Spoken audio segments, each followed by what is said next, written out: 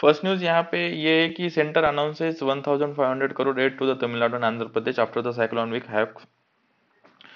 तो सेंटर ने एड दी है, मतलब मदद की है तमिलनाडु के और आंध्र प्रदेश की। क्यों की है? क्योंकि साइक्लोन हिट किया था इस वीक में, मिचोंग नाम का जो साइक्लोन है उसने हिट किया था आंध्र प्रदेश और तमिलनाडु को, तो इसके लिए ये एड दी जा रही है। और उसके अंदर फ्लड मिटिगेशन करने के लिए भी चेन्नई को एड दी जा रही है। तो बस नंबर याद रखने की जरूरत नहीं है, बस ये साइक्लोन का नाम ये इंपॉर्टेंट है, इसको याद रखिए, मिचोंग। ठीक है। उसके बाद सेंटर को सुप्रीम कोर्ट ने डाटा मांगा इलीगल इमिग्रेंट्स के ऊपर। तो ये पूरा डाटा आसाम अकॉर्ड से रिगार्डिंग है। आसाम अकॉर्ड 1985 में राजीव गांधी की गवर्नमेंट ने साइन किया था आसाम के स्टूडेंट एसोसिएशन के साथ। तो इस अकॉर्ड के अंदर 6A बोल के एक सेक्शन है, 6A। तो इस सेक्शन से रिगार्डिंग इसके अंदर 3 कैटेगराइजेशन किए गए। तो ये पूरा आगे इसका एक्सटेंशन न्यूज आएगा तब देखेंगे 18 पेज नंबर पे।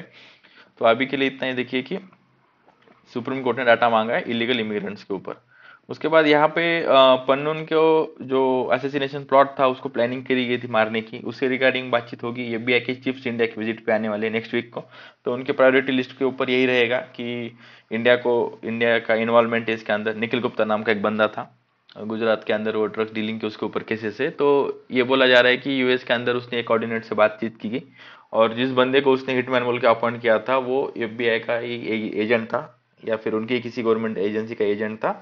वो एक डबल एजेंट निकला और ये पूरे सबूत है इनके पास। तो जो निखिल गुप्ता है उसको इंडियन ऑफिशियल्स ने कांटेक्ट किया था, साइकिल समझे, इंडियन ऑफिशियल ने निखिल गुप्ता को कांटेक्ट किया। निखिल गुप्ता ने आगे एक बंदा हिटमैन मतलब अपॉइंट किया, वो बंदा यूएस का एजेंट था। ठीक है, यूएसए का ऑफिशियल था वो। एंड ही लिख द ऑल द डाटा। ठीक है, तो ये जो लिंकेज बैठाई गई है, निखिल गुप्ता को कांटेक्ट किया इंडियन ऑफिशियल ने, तो ये पूरा एक केस बनाया गया है न्यूयॉर्क कोर्ट के अंदर।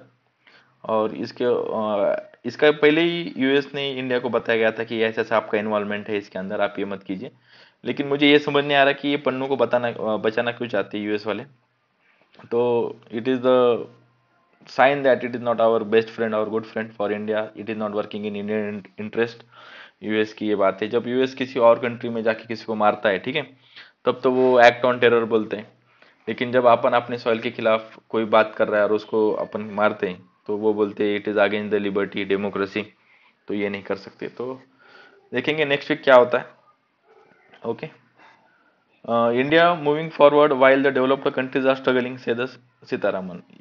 ठीक है, राज्यसभा में जब इनसे क्वेश्चन पूछे गए तब यहाँ पे उन्होंने ये बात की है। The minister Nirmala Sitharaman countered the charges of opposition and said the center has addressed the issue of inflation, unemployment and inequality. India registered और भी बातें उन्होंने बोली। India registered the highest growth rate in world and in the second quarter of this financial. ये बात तो सच है, India ने वर्ल्ड के अंदर सबसे ज्यादा हाईएस्ट ग्रोथ रजिस्टर की सेकंड क्वार्टर में। जो रिजल्ट है मतलब सेकंड क्वार्टर के आउटकम्स के बाद। ठीक है, we continuously maintain the momentum of fastest growing economy. तो वर्ल्ड के अंदर सबसे फास्टेस्ट ग्रोइंग इकोनॉमी इंडिया ही। She said that the country is the fifth largest economy after the 9 years of Narendra Modi's government. The minister also said 3.5 crore people come out of the multidimensional poverty last year. ठीक है, multidimensional poverty index पे कल अपन ने बहुत detail में article discuss किया। तो उसके रिपोर्ट के हिसाब से इंडिया के अंदर 13.5 करोड़ लोग पॉवर्टी लाइन से ऊपर आए। तो ये डाटा उन्होंने यहाँ पे दिया, इंपॉर्टेंट है। उसके बाद यहाँ पे एक आर्टिकल है इंडियाज ग्रोइंग नेबरहुड डायलेमाज।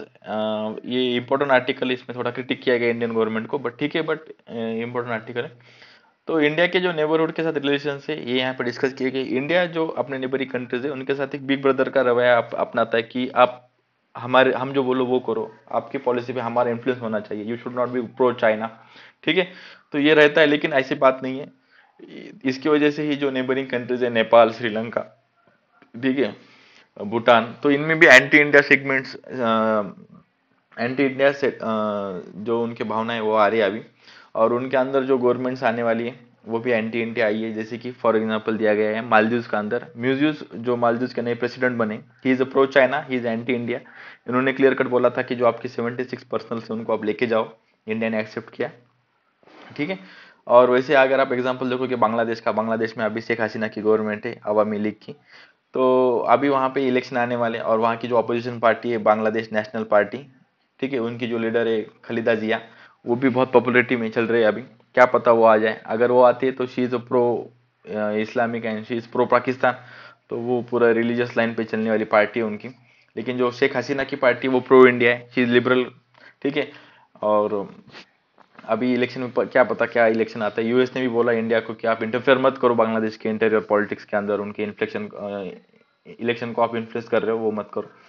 तो ये जो नेबरिंग कंट्रीज है वहाँ पे चीज़ें हो रही है। फिर श्रीलंका की बात की जाती है नेबरिंग कंट्रीज में। श्रीलंका के अंदर, नेपाल के अंदर, म्यांमार के अंदर अपने को चाइना का इन्फ्लुएंस दिखाई पड़ता है। जैसे कि श्रीलंका के अंदर इकोनॉमिक क्राइसिस आए थे कोविड 19 की वजह से, क्योंकि उनकी पूरी इकोनॉमी टूरिज्म पे चलती है। कोविड 19 की वजह से पूरी इकोनॉमी हैम्पर हो गई कोविड 19 की वजह से, कोई टूरिस्ट गए नहीं वहाँ पे। तो उसकी वजह से इंडिया ने भी उनको हेल्प की, लेकिन चाइना ने अपने से ज्यादा की, क्योंकि चाइना की जेबें भरी हुई है। They are economic power, they are having more money than India. तो ये बात यहाँ बोली गई है कि इंडिया की हेल्प तो की इंडिया ने, लेकिन उससे ज्यादा पैसे किसने दिए, चाइना ने दिए। तो obviously they will be pro China, ठीक है। उसके बाद नेपाल की बात की गई। नेपाल के अंदर भी चाइना का इन्फ्लुएंस बढ़े जा रहा है। उसके बाद म्यांमार के अंदर, म्यांमार में तो आपको पता ही होगा, म्यांमार के में अंदर मिलिट्री coup हुआ, तब सारी कंट्री ने उसको आइसोलेट कर दिया गया। लेकिन जो उनकी मिलिट्री को सपोर्ट, फुल्ली सपोर्ट चाइना ने किया। चाइना ने बोला हाँ we are standing with your military rule. लेकिन इंडिया ने भी सपोर्ट किया, लेकिन इतना खुल के सपोर्ट नहीं किया। We are having the trade relations with Myanmar, we not discontinued it, but we don't have that much, ठीक है। जितना चाइना ने उनको सपोर्ट किया उतना, इसलिए चाइना का इन्फ्लुएंस बढ़े जा रहा है, क्योंकि चाइना के पास पैसा है, ये यहाँ पे बोला गया है, ठीक है। चाइना ने सारे लोगों के साथ अपने बॉर्डर डिस्प्यूट सेटल किए, लेकिन इंडिया के साथ बॉर्डर डिस्प्यूट सेटल नहीं किए। क्यों? क्योंकि they want to put a pressure on India, ठीक है। अगर आप बॉर्डर पे टेंशन रहेंगे ना, तो इंडिया की ग्रोथ पे उनका कहना है कि इफेक्ट होगा, इंडिया की ग्रोथ अफेक्ट होगी। लेकिन उन्होंने भूटान के साथ जो उनका बॉर्डर इशू है उसको उन्होंने रिजोल्व किया। डोकलाम को रिजोल्व नहीं किया, बातचीत चल रही है। उन्होंने बोला कि डोकलाम हमें दे दीजिए और हम आपको नॉर्दर्न रीजन के अंदर कुछ एरिया दे देंगे, उससे भी ज्यादा एरिया दे देंगे। तो बातचीत चल रही है। अगर वो ऐसा करते, it will be dangerous for India, क्योंकि डोकलाम जाता है तो नॉर्दर्न चिकन नेक कॉरिडोर जो है, नॉर्दर्न ईस्टर्न से अपना कनेक्शन तोड़ देगा। अगर चिकन नेक कॉरिडोर के ऊपर चाइना का इन्फ्लुएंस होता है तो वहां से वो बम्बार्डमेंट करके नॉर्दर्न ईस्टर्न रीजन में इंडिया का लैंड कॉन्टेक्ट है वो तोड़ सकते हैं, ठीक है। तो यही चीज है कि China is influencing our neighbourhood relations. अगर आप यूएस देखोगे, US was completely active in south east Asia when it is having the interest. जैसे कि अफगानिस्तान के अंदर उनकी आर्मी थी, तो उनको पाकिस्तान को फेवर करना ही था, तो पाकिस्तान की बातें सुनते थे, पाकिस्तान की तरफ से वो बात करते थे। लेकिन जैसे ही उनकी आर्मी निकल गई तो उनका इंटरेस्ट खत्म हो गया साउथ एशिया से, तो वो भी ज्यादा एक्टिवली इन्वॉल्व नहीं हो रहे इन सारी चीजों के अंदर। तो जो वैक्यूम प्रोड्यूस किया है यूएसए ने, यूएसए के जाने से जो साउथ एशियन कंट्रीज के अंदर जो वैक्यूम प्रोड्यूस हुआ है, उसका उसका बेनिफिट चाइना को हो रहा है। He is feeling that vacuum. और वो मनी मॉनेटरी पॉलिसी हो, मिलिट्री पॉलिसी हो, मतलब गवर्नमेंट को सपोर्ट करना हो, एंटी डेमोक्रेसी गवर्नमेंट्स को होना, ये भी होना, तो वो BRI road, belt and road initiative ऐसी इकोनॉमिक एड दे रहे हैं। तो उसकी वजह से उस वैक्यूम को फिल किया गया है। तो ये इंडिया के लिए अच्छा नहीं है, चाइना का इन्फ्लुएंस बढ़ना और यूएस का इस रीजन से जाना। देखो यूएस चाइना को सपोर्ट क्यों कर, यूएस जो है वो इंडिया को सपोर्ट क्यों करता है? To counter the China. East Asia, south Asia के अंदर जो चाइना का राइज हो रहा है, it is not good for the western countries, ठीक है। तो डेमोक्रेटिक राइज नहीं है, तो उसको काउंटर करने के लिए यूएस को इंडिया की हेल्प करनी है। लेकिन वो इतनी हेल्प नहीं कर रहा है, क्योंकि उनके इतने इंटरेस्ट नहीं रहे इस रीजन के अंदर, ठीक है। आगे आप देखो कि इंडिया के जो नेबरिंग कंट्रीज है वो चाइना कार्ड खेलते हैं। जैसे कि श्रीलंका हो, नेपाल हो, भूटान हो, वो बोलते हैं कि आप अगर आप हमारा ये काम नहीं करोगे तो हम चाइना से करवा लेंगे, आप ये प्रोजेक्ट नहीं बोलोगे तो चाइना करवा देगा। तो वो प्रो चाइना होने का एक कार्ड खेलते। लेकिन जैसे ही अपन को उनके इंटरनल पॉलिटिक्स के अंदर थोड़ा बहुत इंटरफेरेंस करते तो बोलते नहीं नहीं, we are the sovereign nations, you should respect our sovereignty, you should not do this. Western country में चिल्ला चिल्लाती आती है। लेकिन वैसे ही चाइना अगर इंटरफेरेंस करता है नेपाल की पॉलिटिक्स के अंदर, अभी आपने देखा होगा, तो वहाँ के जो लोकल्स है वो इतना एंटी चाइना नहीं बोलते, ठीक है। तो ये भी बात है। तो इंडिया का जो इंटरफेरेंस है उस पर भी थोड़ा इंडिया ने ध्यान देना चाहिए, ये यहाँ पे बात बोली गई। साउथ एशियन नेशन जो है उसमें लिस्ट इंटरकनेक्टेडनेस है। जैसे कि आप यूएई जाओगे, मतलब जैसे कि आप यूरोपियन यूनियन जाओगे, यूरोपियन कंट्रीज के अंदर जाओगे, तो वहाँ they are very connected to each other by land, by sea routes. They are very feasible to move from one country to another country without any hazard. तो वहाँ पे business भी चलता है, लॉजिस्टिक भी सपोर्ट उनका बहुत स्ट्रांग है वहाँ पे। इंडिया के आजू बाजू कंट्री का कनेक्टिविटी देखिए, कुछ भी कनेक्टिविटी नहीं है। साउथ एशियन नेशंस को आप देखोगे तो वहाँ पे कनेक्टिविटी बहुत कम है, वर्ल्ड में अंदर सबसे कम कनेक्टिविटी वहाँ पे है। देखो इंडिया का जो नेबरिंग कंट्रीज है उनके साथ जो रिलेशंस है उनके अंदर वी से कि we are having a common values, we are sharing a cultural values, we are having a diaspora. जैसे कि आप श्रीलंका का एग्जांपल लोगे, श्रीलंका के एंगल अंदर जो तमिलियंस है, इंडियन तमिलियंस है, तो वो बोलते हैं कि इंडियन सपोर्ट करना चाहिए हमें। लेकिन अगर आप दूसरे एंगल से देखोगे तो श्रीलंकन जो गवर्नमेंट है, they don't want to Indian Tamilians को अपराइज करना पॉलिटिकली, उनको ये करना ये नहीं है। तो आपको पता है राजीव गांधी की गवर्नमेंट से ही we are trying to have the say of the Indian diaspora, जो इंडियन तमिलियंस है श्रीलंका के अंदर, उनकी बात उठानी आपने चालू की।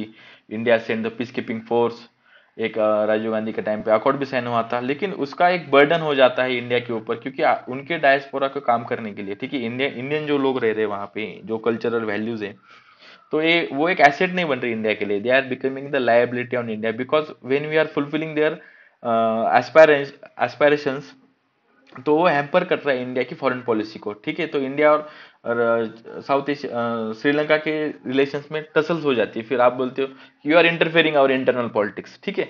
तो उसकी वजह से थोड़ा कटुता आती है रिलेशंस के अंदर।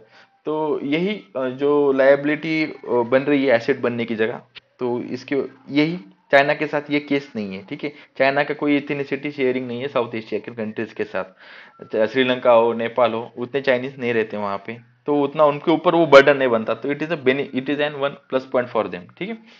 अगर आप इंडिया को देखोगे तो इंडिया को अभी सजेशन दिया जाती है इंडिया ने क्या करना चाहिए, ठीक है। तो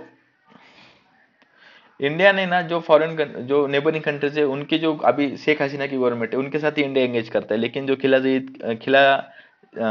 खलीदा जैद जो है, ठीक है, खलीदा जैद जो उनकी बांग्लादेश नेशनल पार्टी, उनके साथ इंडियन गवर्नमेंट एंगेज नहीं करती, मतलब उनके ऑपोजिशन पार्टी के साथ एंगेजमेंट नहीं करती। तो ऑल पार्टी एंगेजमेंट होनी चाहिए, ठीक है, इंडिया की ऑल पार्टी के साथ एंगेजमेंट होनी चाहिए।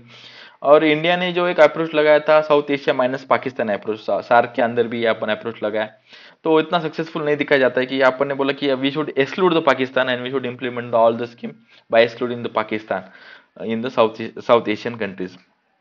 तो उसमें भी इतना हेल्प नहीं हो रहा है इंडिया को, ठीक है। तो इंडिया ने क्या करना चाहिए, एक्सटर्नल एक्टर्स जो साउथ एशिया के अंदर, उनको लेके आना चाहिए टू काउंटर द चाइना। कैसा, तो ये चाइना के पास पैसा है, अपने पास पैसा नहीं है उतना, we can invest in that much, तो we should invest, we should call our friends which are like minded to India, जैसे कि यूएस हो गया, जैसे कि जापान हो गया, तो आप उनको बुला के लाओ, तो they will invest in this region and they will pro India, ठीक है। तो उनका माइंडसेट तो इंडिया के जैसा ही हो गया ना, प्रो डेमोक्रेसी वगैरह, तो वो it will counter the China.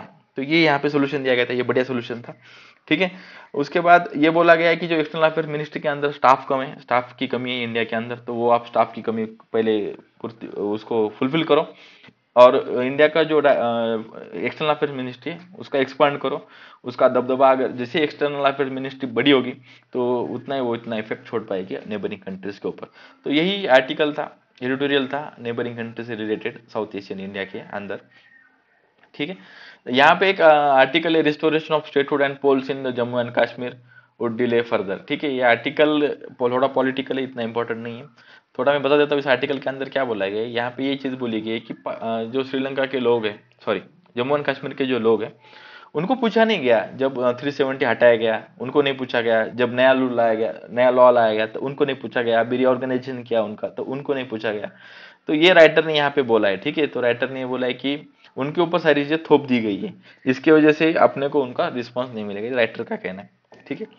तो बस इस आर्टिकल में यही था।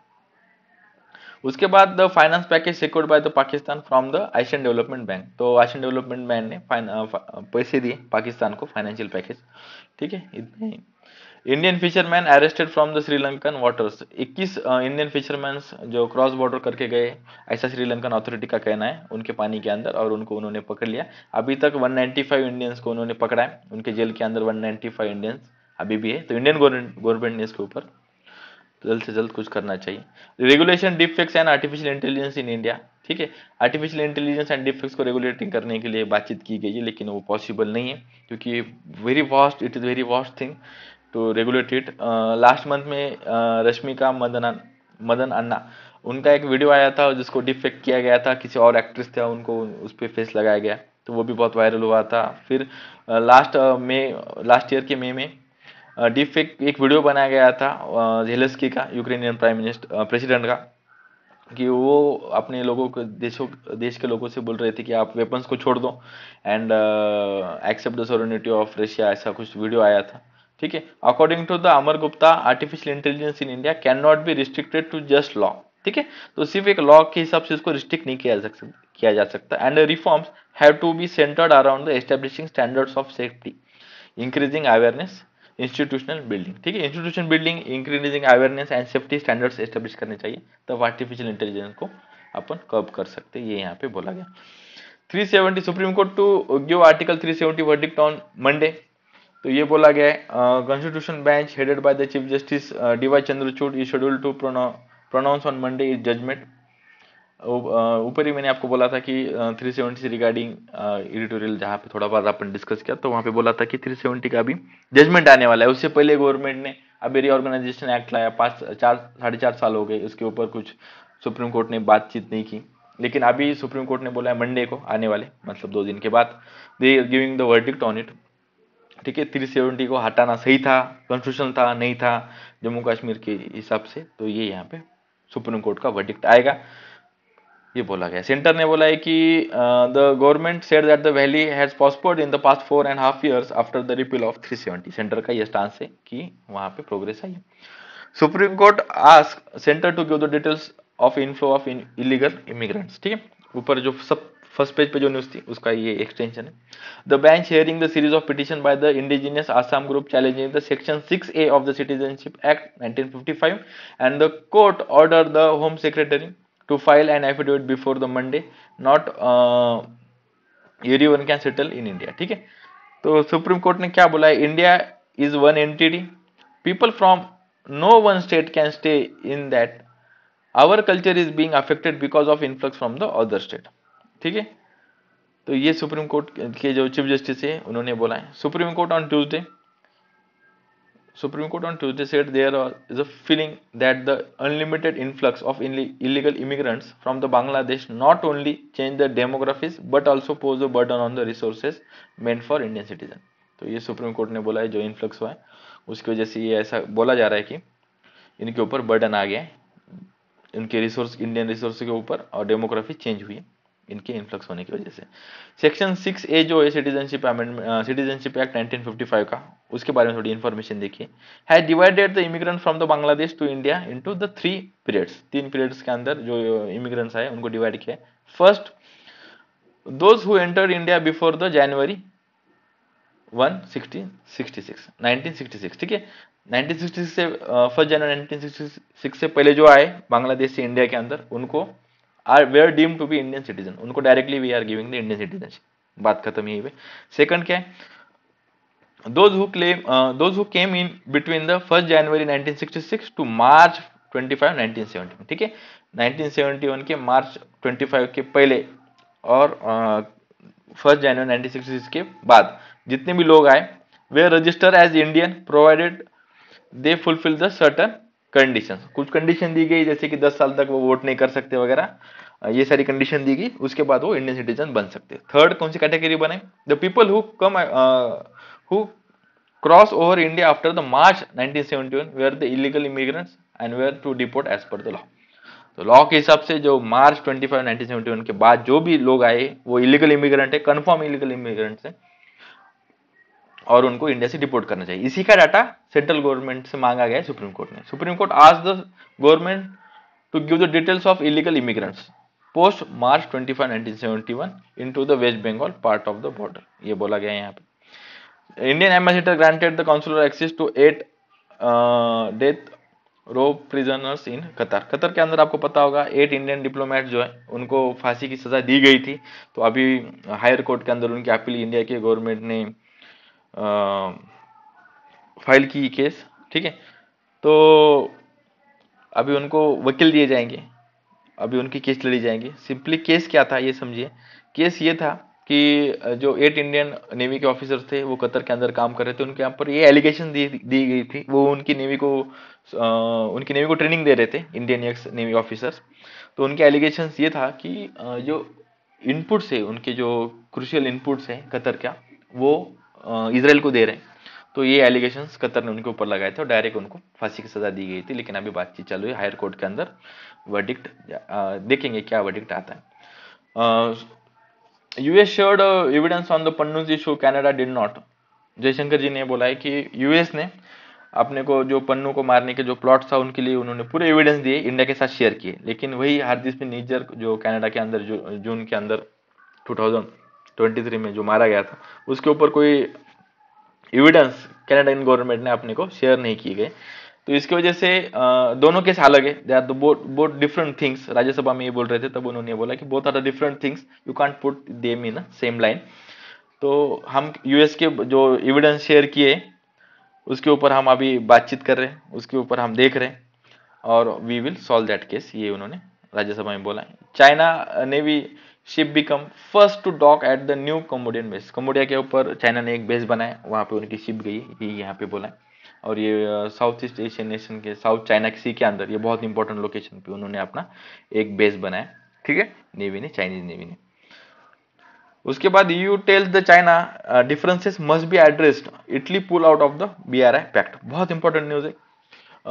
यूरोपियन यूनियन ने चाइना को बोला है कि डिफरेंसेस मस्ट बी एड्रेस, जो डिफरेंस आ रहे बीआरआई को इम्प्लीमेंट करने के लिए और यूरोपियन यूनियन के बीच में, उसको अपन शॉर्ट आउट करना चाहिए, ये इन्होंने बोला है। और इटली ने, बहुत बड़ी न्यूज है, Italy pull out of the BRI. BRI से इटली ने बोला कि we are not into the belt and road initiative of the China, जिसके अंदर उन्होंने बोला कि we are coming out of this agreement. ये बहुत बड़ा एक सेटबैक है चाइना के लिए यूरोपियन कंट्री की तरफ से, ठीक है। तो ये न्यूज है। और उसके बाद 6% of cup syrup samples failed export quality, ठीक है। देखिए Gambia, Uzbekistan, Cameroon and the World Health Organization raised the red flags after the China who had after the children who had these drugs died, prompting the Central Asia to take the remedial actions। क्या हुआ था Gambia के अंदर, Uzbekistan और कमरून के अंदर कुछ बच्चों ने, ये उनको सिरप दिया गया था डॉक्टर की तरफ से, तो वो उनकी डेथ हो गई। तो उसके बाद से ही डब्ल्यूएचओ ने बोला था कि आप इसके ऊपर चेक्स, मतलब एक एक्सपोर्ट क्वालिटी चेक करो। तो central drug standards control organisation जो है show that the 6% of syrup samples from the 54 Indian manufacturers fail the mandatory quality test for export. तो वो फेल किए 6% कंपनीज ने। This was until October this year. The central drug standards control organisation CDSCO is the regulatory body for the cosmetic, pharmaceuticals and medical devices. India is the global leader in the generic medicines and commands the 20% share in the global supply by the volume, according to the Union Minister Mansukh Mandaviya, ठीक है, ये इन्होंने ये statement दिया है। उसके बाद he said that the India is in need the pharmacy of the world. पूरी दुनिया की जितनी दवाई बनती है सबसे ज्यादा इंडिया में बनती है, इसलिए इंडिया को फार्मेसी ऑफ द वर्ल्ड भी बोला जाता है। It supplies the 100 countries with the vaccines and 150 countries with the medicines of various kinds। तो ये इंडिया इसको सपोर्ट, इंडिया इतने लोगों को, इतने देशों को मेडिसिन देता है। 100 कंट्रीज को इंडिया ने वैक्सीन दी और 150 कंट्रीज को मेडिसिन दी, ये यहाँ पे बोला गया, ठीक है। अगर आपको इसको पीडीएफ चाहिए होगा तो आप टेलीग्राम के ऊपर स्वैग यूपीएससी ओनली जो चैनल है उसको प्लीज आप सब्सक्राइब कीजिए, ज्वाइन कीजिए उस चैनल को। और आपको वीडियो पसंद आया तो इसको आप शेयर कीजिए आपके दोस्तों के साथ। Thank you for the discussion.